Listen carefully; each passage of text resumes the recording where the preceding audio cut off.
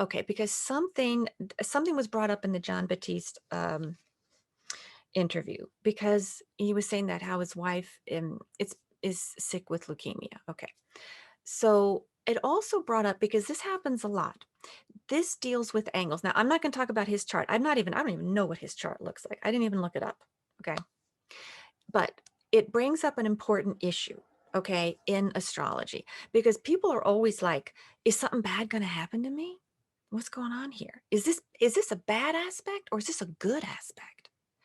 And it allows for an astrology lesson, okay, because there is the nuance and duality of astrology, and that what people have to understand, if you're going to use astrology, the same aspect, the same transit can bring something that we would consider wonderful and absolutely tragic. Okay. And so that's why I always talk about angles. It involves ascendant and midheaven. These are angles. So you always want to know what your angles are, which you do need your birth time for that. Yeah, you do need your exact birth time. But if you're lucky enough to know your exact birth time, always know your angles. What's your rising sign, your ascendant. It's the degree to which it's rising, right? Is your ascendant and your midheaven. Because when transits or progressions activate that, major things happen in our life generally, right? And it can be things like, because areas that rule parents and career, it's energy that we can find out, things that we can find out about you without knowing you, right? I mean, I myself, when I was nominated for a drama desk, it was the height of, it was like the biggest, I'd never received such a high nomination for something, but it also coincided with a very serious death in my family. Okay. So, it's the same energy. The same, it's the same. If you have transformation, if you have certain things hitting that, right? Those things can happen.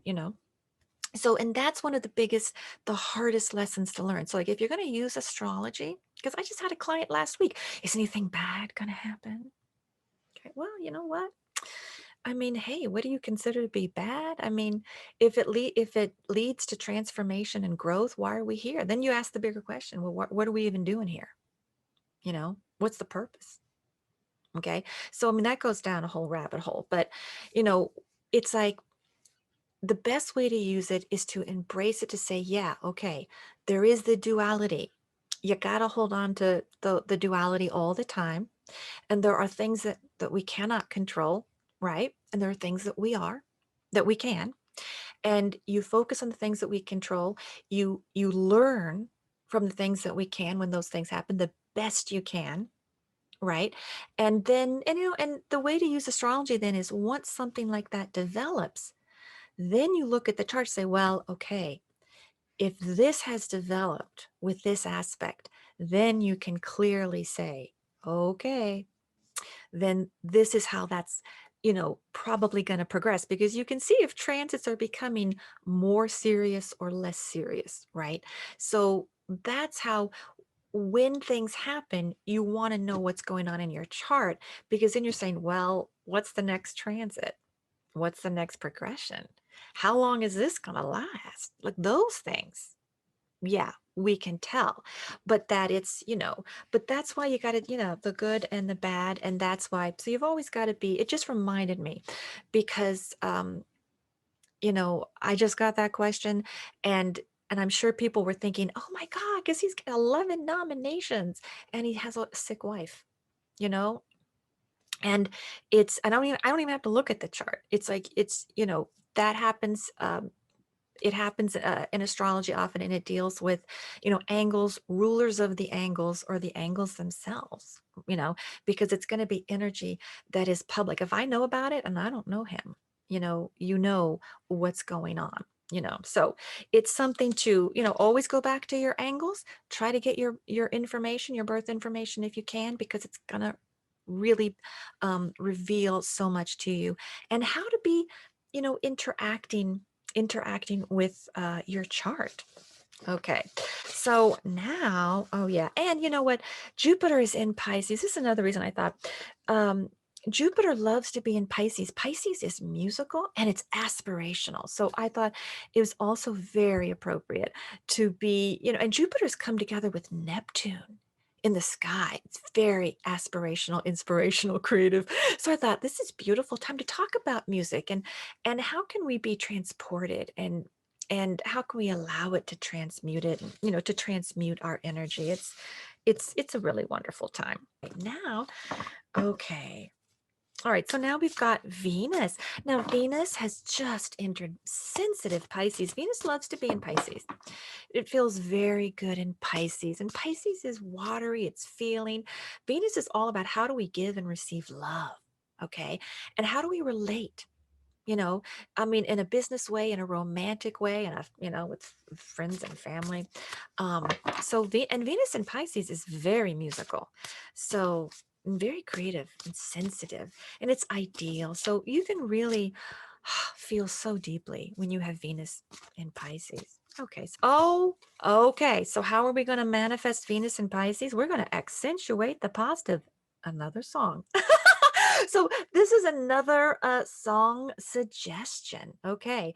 Accentuate the positive. Saturn reverse. So things can get sometimes, Venus. Okay. Pisces is the ideal, right? So Venus in Pisces, you want to just have your ideal love, right? You want like an ideal situation, or you want people to be so unified and loving. And then there's all this conflict, all this polarity.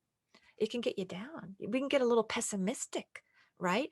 Because Capricorn and Saturn, when it's out of whack a little bit, they get a little pessimistic. They get a little so serious, you know?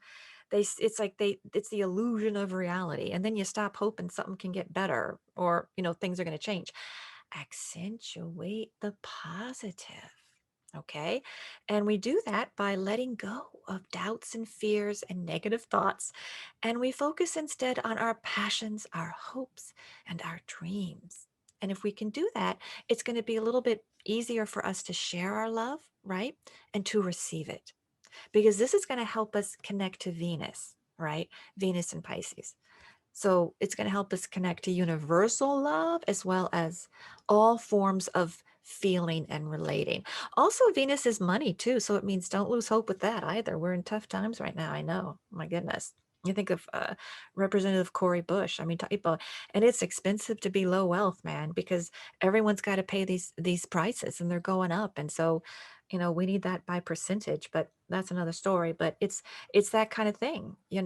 Venus, we're being a little, I mean, it's hard right now, probably with not just with the Venus love, but the Venus money. So we got to keep hope alive with that. And okay, now we've got Jupiter in Pisces, which I've talked about: aspirational, creative, inspirational. These three cards popped out: Jupiter in Pisces. How are we going to embrace that? Now remember, Jupiter is optimistic.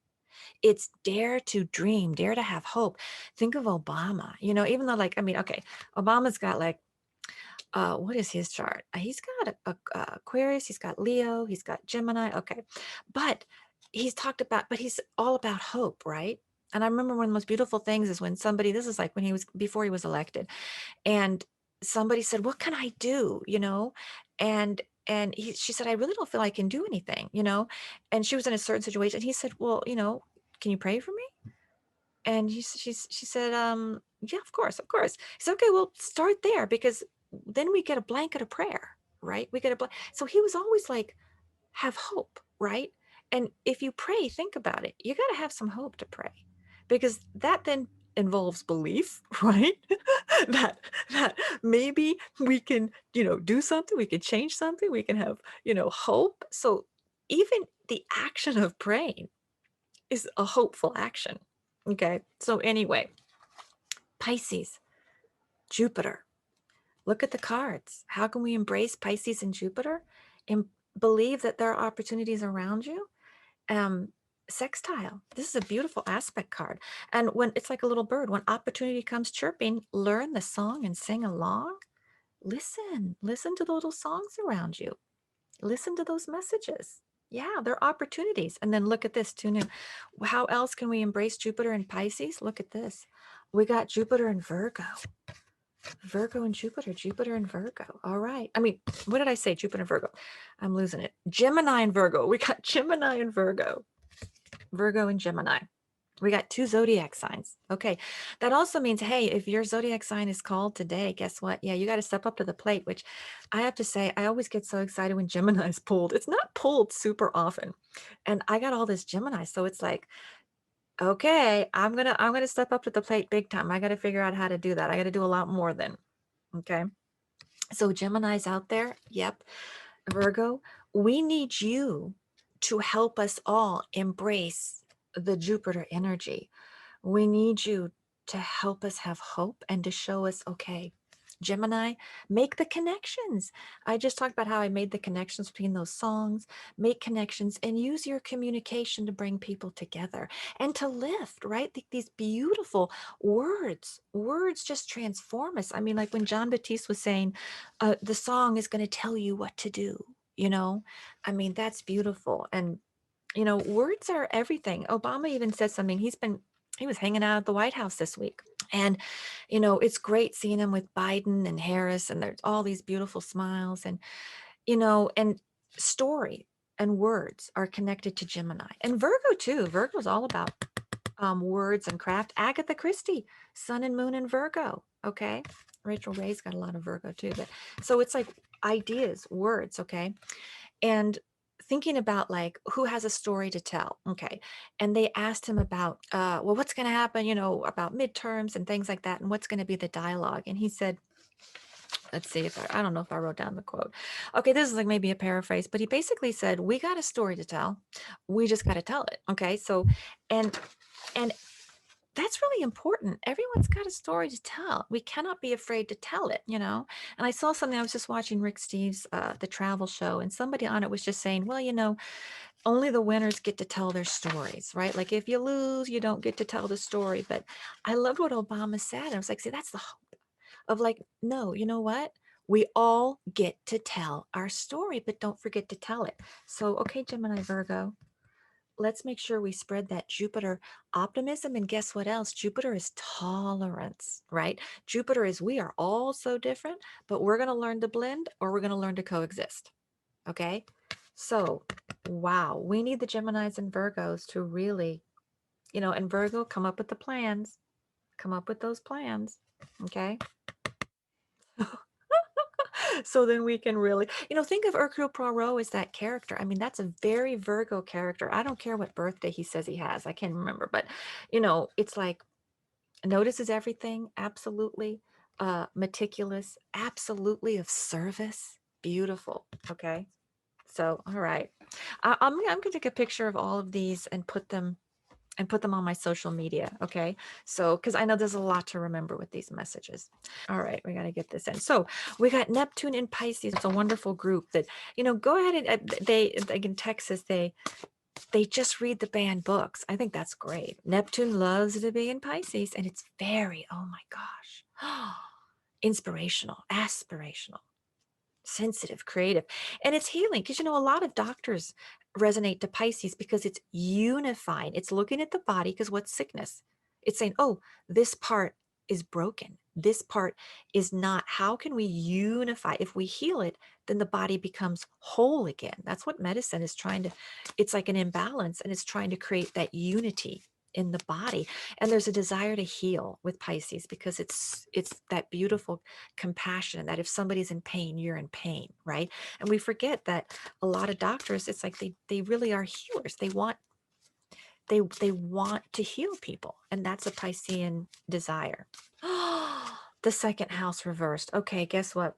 The second house speaks to Taurus. It speaks to values and to possessions. Okay, Neptune is otherworldly. Pisces is otherworldly. It's you transport. It's of the soul, right?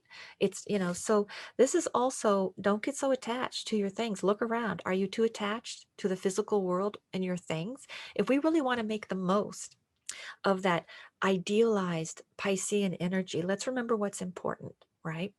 And love, right? Empathy. The Pisces, because Pisces is empathy, is unifying energy. Yeah.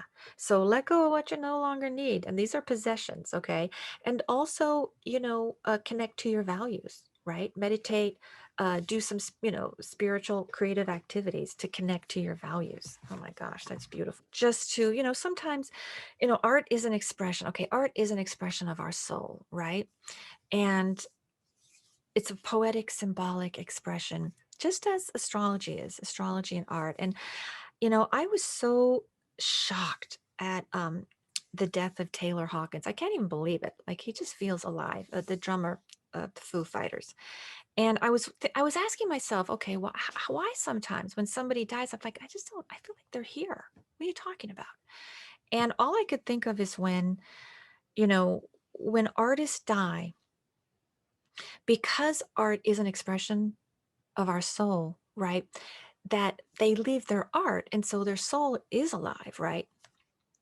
I mean, and it's depending on your belief, souls are alive, but I'm just saying why it feels that they're so present and why it's not shallow to mourn somebody you've never known, because it's like, oh, we're in a celebrity culture. Like, why do you care if a celebrity, whatever? It's like, do you know what I mean? It's like, but and I was really thinking about this because I was really devastated by this, and I was watching even some, it was on Howard Stern's and interviews with him, and he has the most beautiful energy, and and and all I could think of, that's the only thing I could come up with is like, well, it's the expression of the soul, and when you connect to somebody's art, you are connecting to their soul. It's an artistic soul connection that's going to be there, whether that person is here or not, and maybe that's why it feels that he's still alive. But that's that's uh, that's what I feel. So, um, just yeah, sending love out to to everyone